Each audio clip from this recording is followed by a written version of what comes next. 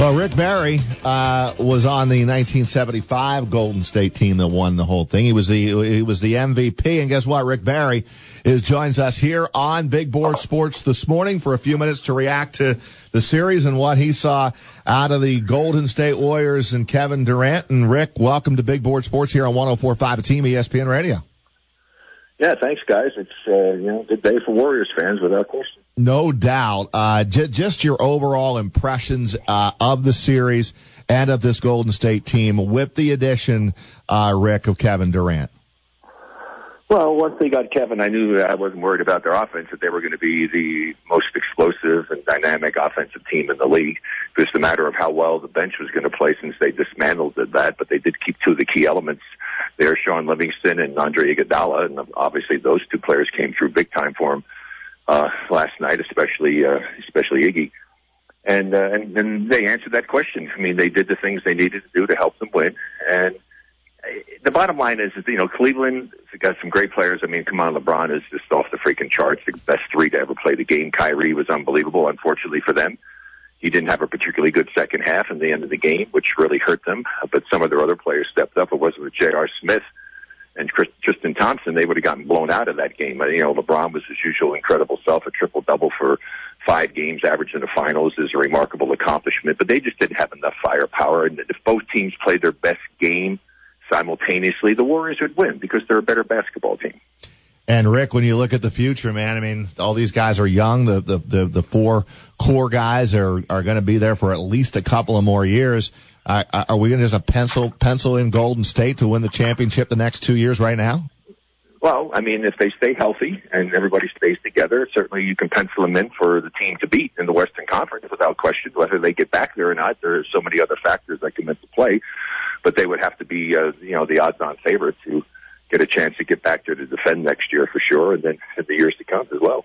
Do you like the way this has unfolded, Rick, in the NBA with, Durant leaving Oklahoma City, going to Golden State, and we saw it with LeBron a couple of years ago, goes to Miami. They kind of get that team together. That team becomes dominant. They win. Do you like, that wasn't the way it used to be, but it certainly seems to be the way it's going right now. I don't have any problem with it. I mean, the object, if you're a player in the professional level, is to be a champion. And so if you know that you have an opportunity to go someplace to become a champion, why in the world would you turn that down? I just tell people to equate it whatever business you happen to be in. If you really, you're good at what you do, but you're not at the best company to be able to do it and achieve the highest success you can achieve, and yet that opportunity came along for you to do it, are you going to turn it down? I don't think so. The great Rick Barry with us here on Big Board Sports. You can find him on Twitter at Rick24Barry. Top 50 player of all time in the NBA, NBA champion, Hall of Famer, father of 2 terrific NBA players as well, John and Brent. Had 3 NBA players. Should have had 4, and I may have a 5th one. We'll see what happens. Right. Hey, Rick, Chris Honorato here with Roger as well. I wonder, when you watch LeBron James play, when you watch this Warriors team play, we've heard from other Hall of Fame players come out and say, well, my team would have beaten them. This version of XYZ would have beaten this Warriors team, or this guy's better than LeBron. How do you view today's teams and players against teams of the past?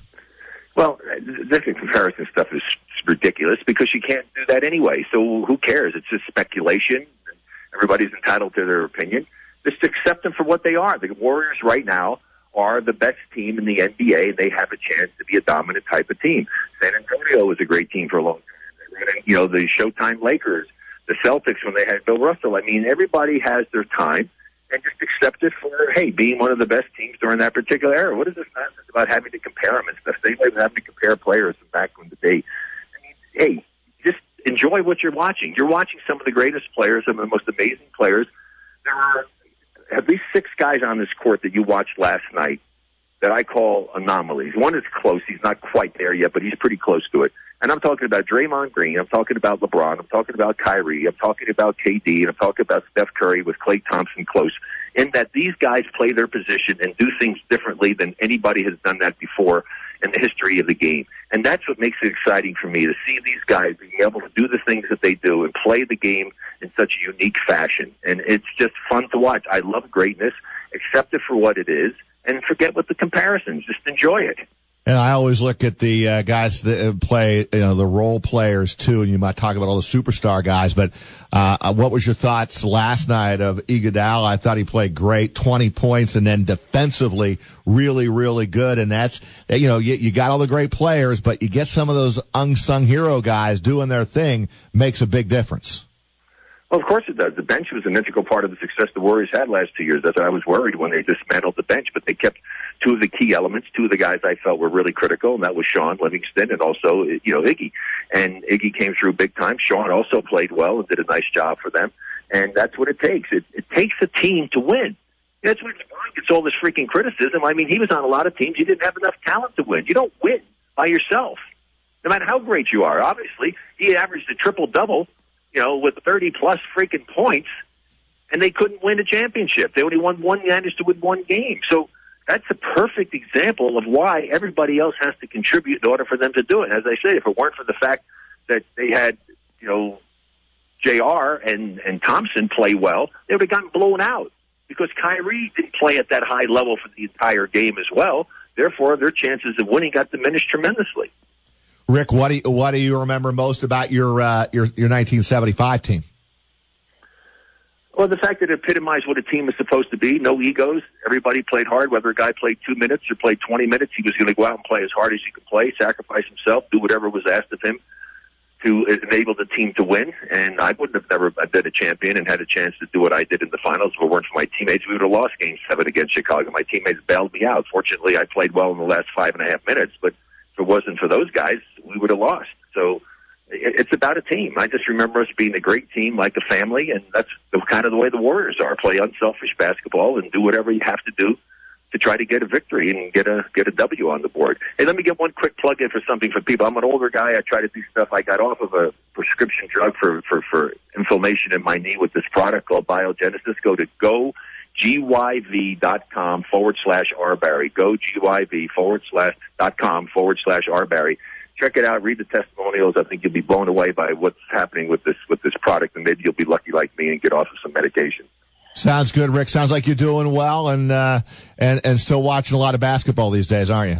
Oh, yeah. I'm looking forward to the parade. I'm going out for the parade. The parade's going to be on Thursday, so it'd be nice to see the guys get their recognition for another wonderful accomplishment. And hey, kudos to Cleveland. Cleveland could have folded the tent. They went out and put a record performance up to win at home, and they battled the Warriors really tough in this last game, so credit to them. Hey, I agree, Rick, because you know what? A lot of the predictions yesterday going into the game last night was Golden State would not only win that game, but they would blow them out, and I think it was a 5-point game going to the fourth quarter.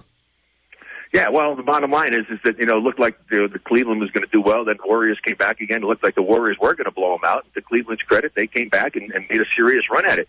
The two plays that killed them, and this is why the difference in the teams playing basketball. Two plays because you ran people off the screens, making the defense make decisions, and the Cleveland Cavaliers made two mistakes, gave up two easy dunk baskets. That was a huge point. Two huge plays in a critical part of the game. That's why you do that instead of all the one-on-one stuff, because those mistakes can't happen when you're doing one-on-one. The great Hall of Famer Rick Barry with us here on Big Board Sports. Rick, thanks for a few minutes. Enjoy the parade and the celebration, and thanks for joining us here on Big Board Sports. Thanks, guys. Bye.